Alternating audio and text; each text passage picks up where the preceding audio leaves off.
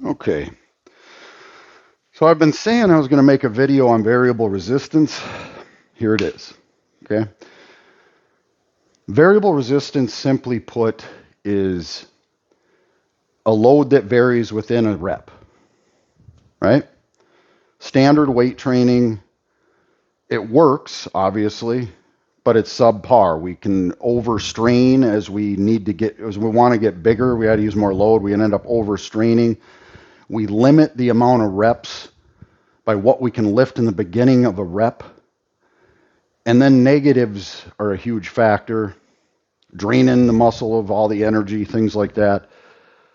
And a lot of lifts, especially like a chest press, for example, or a squat or a shoulder press, through physics, you are absolutely at the worst advantage point there as it is. And depending on people's genetic makeup of their muscle and ligament tie-ins, some people just can't even lift enough load in the stretched position to and get enough reps to create hypertrophy. And it's like, I think over 20% of people.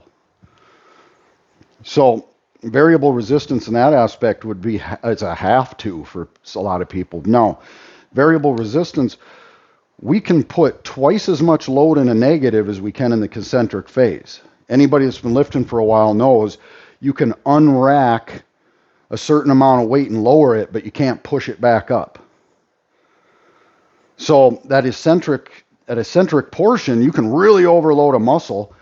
And not only that, you have to recruit more myofibril in as you go down, and the muscle's lengthening at the same time. That is the absolute best stimulus you can get.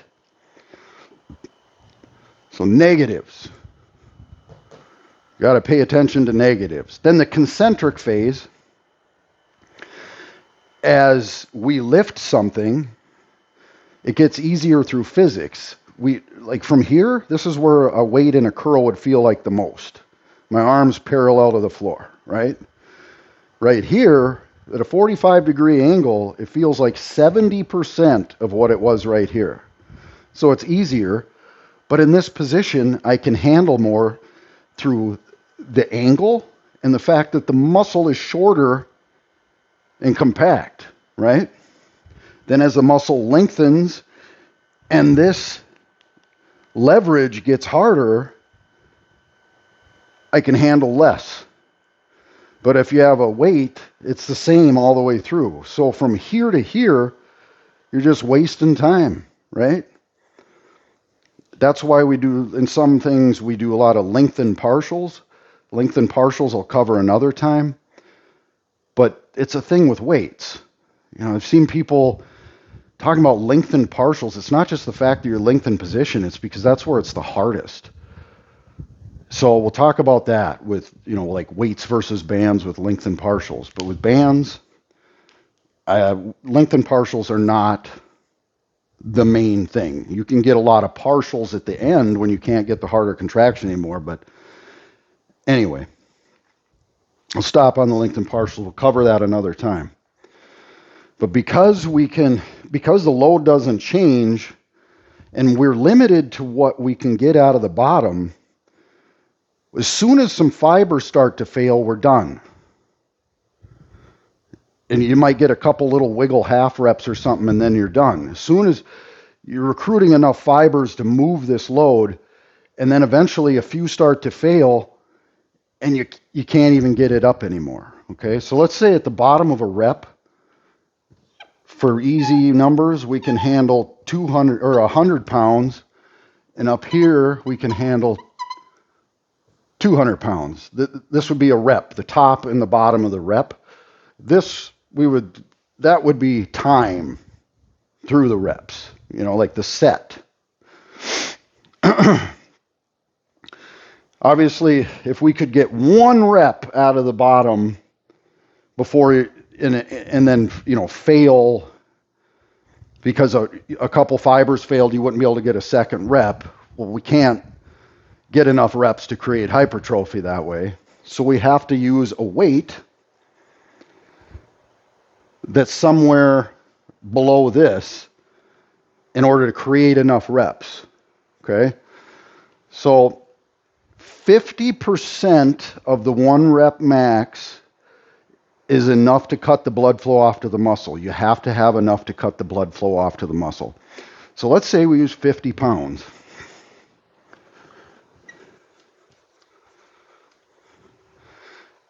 And as the reps go on here, it's 50 pounds through the whole rep, or through all the reps clear to the end, right?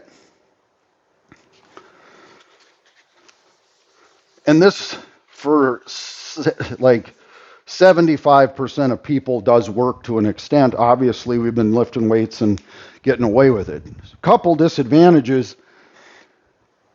Now, as we get bigger and stronger, we have to up the amount of weight we're using. Eventually, we start straining so hard in the beginning in our weak stretch position that we start screwing shit up. Injuries are one of the number one setbacks. And a lot of guys can't let their ego go aside because of that. But then we're not taking advantage of this stuff up here. That's where it's driving me crazy. Guys still are like, well, are you sure bands work as good as weights? Holy crap. We had 50 pounds, right? Now let's rig a band so it starts at 50 pounds in the beginning and it goes to 80 pounds.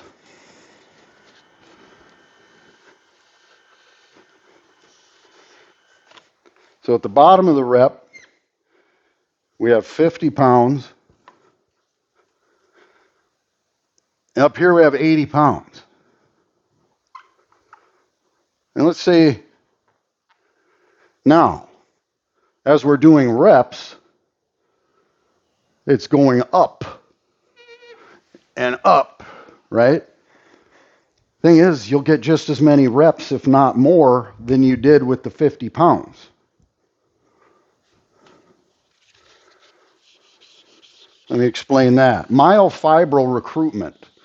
Our body will only recruit enough fibers to lift what we have in our that is being applied to the muscle. Our body is, again, it is designed to conserve energy at all costs, okay? So if we had 40 pounds, you're only going to recruit enough fibers to lift 40 pounds. That's why when you lift heavy loads for like single reps, you notice that the speed of the rep slows down. That is because as you're moving into the top of that rep, your body is letting off myofibril activation. It is actually letting off, so then it starts slowing down. And then you're going into the negative, it's getting harder. Then there's more and more myofibril being recruited to handle it. And you have to fight that urge to drop it. And you got to force the body to just recruit every single one possible, right? So if we had 50 pounds, at the top of the rep, it's easier. So the body, on the way down, the myofibrils take between 1 and 2 seconds to catch up to the load that's changing. Okay, so let's say at the top of the rep, we had 80 pounds. The bottom, we have 50. We've established that. We squeeze up here into this 80 pounds. As we come down, you got a second or two behind. So when we go back up again, the body is ready to move like 62 pounds, let's say, right? I just wanted to throw that goofy number in there. Bear with me.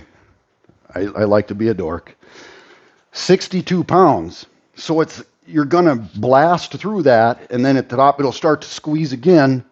That's why your second rep with a band feels easier than the first rep. Because it's got to recruit all those fibers, but then you come down and go again, you have more recruited in the beginning than you did the first time. And because of that, you'll get more reps than you did with the 50 pounds. Let's say 17. So we got 15 reps with 50 pounds. And then the difference between 50 and 80 pounds in between would be 15 pounds. So that would be like lifting 65 pounds for 17 reps. So we do the math on that, because that's part of the equation, is cumulative load while burning energy through the reps is what creates the hypoxia, which is lowering the myostatin, the activation of androgen receptors from the load, the creation of IGF-1. Those are the main factors going on here. So 50 times 15 would be 750 pounds cumulatively. And then we got 65 times 17.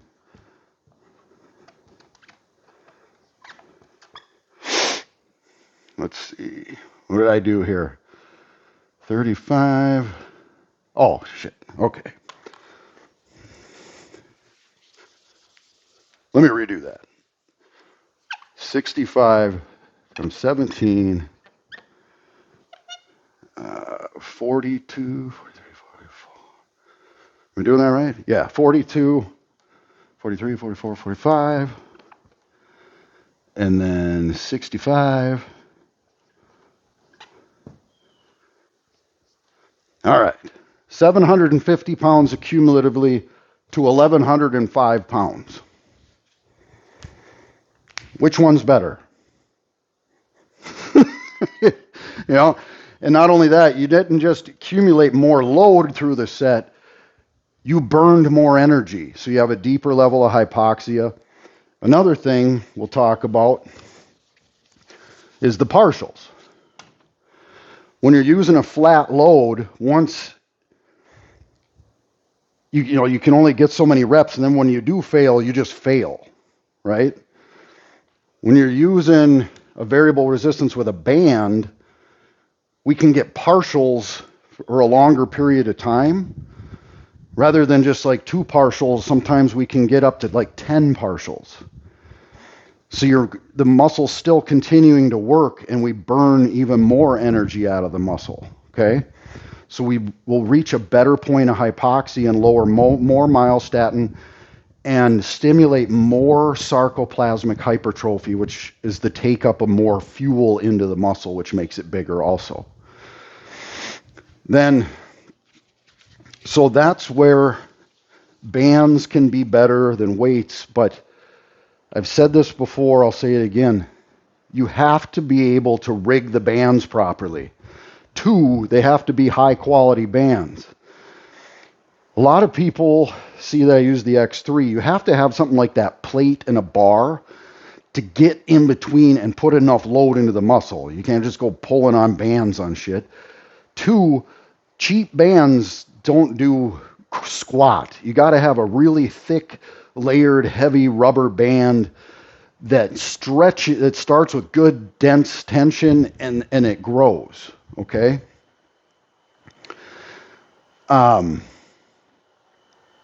Otherwise, the weights will outperform it because what you're using is a flimsy piece of shit, right? Adding bands to weights, guys use machines, things like that. Add bands to everything. Everything. Now, one thing with bands versus weights sometimes is the curve is so dramatic that a lot of times in the bottom of the rep, it's just not quite enough, but then it grows too drastically. And you could take advantage of, like, because of the dramatic curve, the negative kind of drops off too quick. If you had like a lightweight and used a smaller band but made it really tight, you would have a really adequate load in the beginning and it would slowly grow in the end. And then in the negative, you'd have that static load element as well. Does that make sense? A band rigged properly with the proper kind of band it's going to outperform weight, as long as you have all those factors in play. But a lot of times the bands, the negative portion or the load in the beginning isn't quite, you could take advantage of some things there. So if you were to take a lightweight, but use a smaller band, but make it really tight, you'd have a good load in the beginning, and then you would have more load that you were carrying slowly into that negative rather than just dropping off so quick. And that would be a little bit better than just straight band, right? Like I said, sometimes those bigger bands, you got like nothing real good in the beginning, but at the end it's like really hard, but then it drops right off again, right? That's where adding a little weight into the equation would really, really help. Now, we can talk about that stuff a little more as time goes on, but now let's talk about the negatives. More valuable than the bands is the Delsic training principles. Everybody, if you don't know my buddy Emmerich Delsic, friend him on Facebook. He's a genius. No shit. His training principles, there wasn't bands around at his time. They load the negatives. So let's say we use the old bench press, for example. I don't advise bench press. It's subpar, but everybody knows the bench press. As the arm comes down, that leverage here makes it much, much harder, and we're at a huge disadvantage. We can only move so much, but at the top we can lift way more, sometimes even 3 times as much. Okay? Now,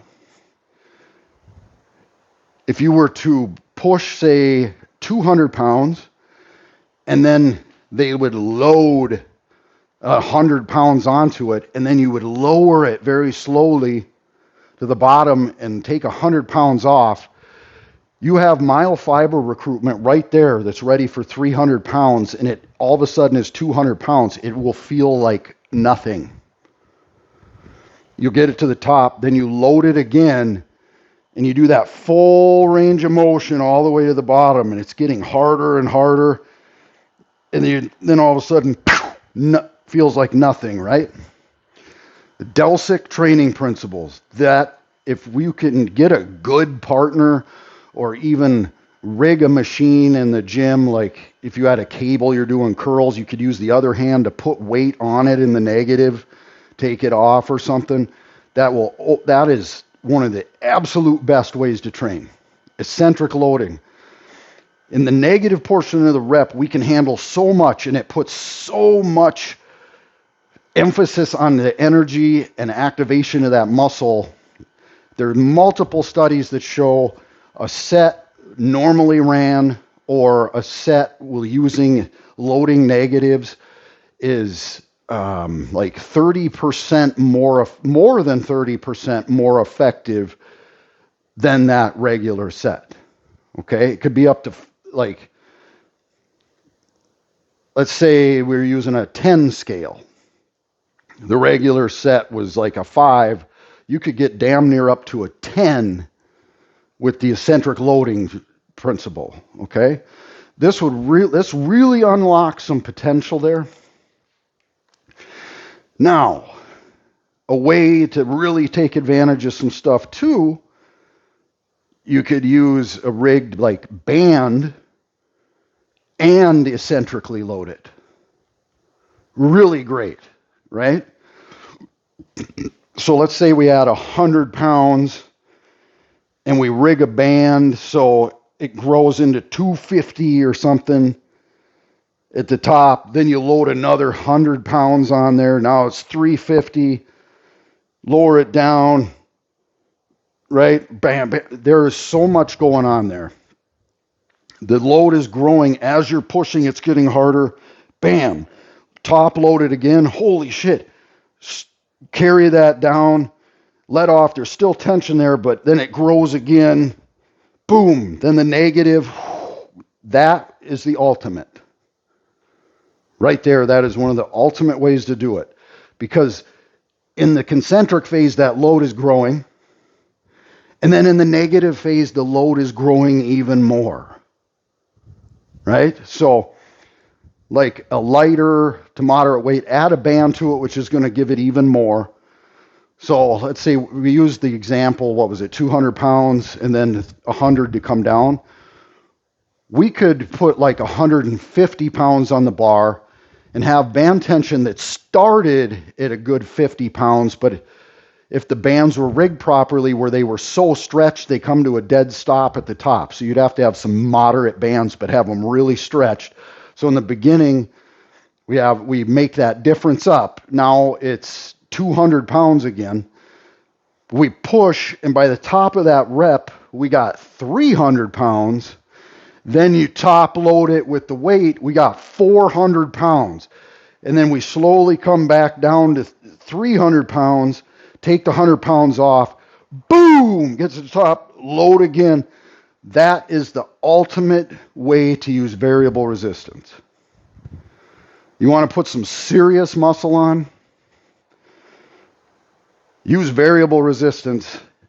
And then, like I've said, the band, if rigged properly, with some intelligence, using a proper band and rigged properly where it's really good and snug in the beginning, and then you really overload the top, is going to outperform weights.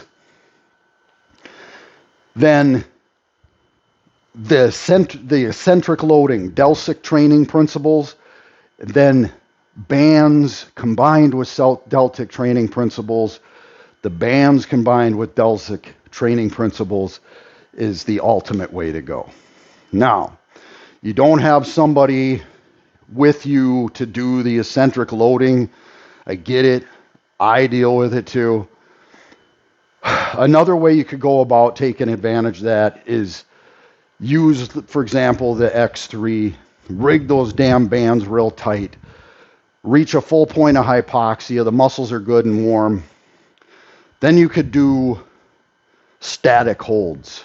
Maybe do a set with a heavier weight that you're just really focusing on the negatives, but stop in a position which is you're not overly stretched. Maybe have somebody, grab somebody in the gym, help them, just have them help you a little bit, or unless you're by yourself. But also tongue tying myself. Static holds is where you would take a load that maybe you could get a couple reps with, hold it, and come down and try to push back up, and just take some time to come to the bottom. Boom, then rack it. You can get up, reload it, pick it up again, slowly lower it. You could do that a few times until you just literally can't even hold it anymore. There you've drained every bit of energy out of that eccentric load as you can. So we can get the same done by ourselves, but we have to do it in a couple sets that way. Okay? Now, other things we'll talk about as I go along is we'll talk about volume, we'll talk about the lengthened partials, things like that. But this is the kind of stuff that I use with my clients. And with what we know now about nutrition, hormones, supplements, and training, we can go far beyond what people have already done and be much healthier and live longer. That's everything. This is why I'm doing what I'm doing, okay? We're changing bodybuilding, guys. It's going to be incredible in the next few years. Just pay attention to this stuff. So, I guess I am going to have to call some people and get my butt doing some other stuff. I hope you enjoyed this video. Please, if you enjoyed it, like, subscribe, share. It'd mean a lot. All right? Bye.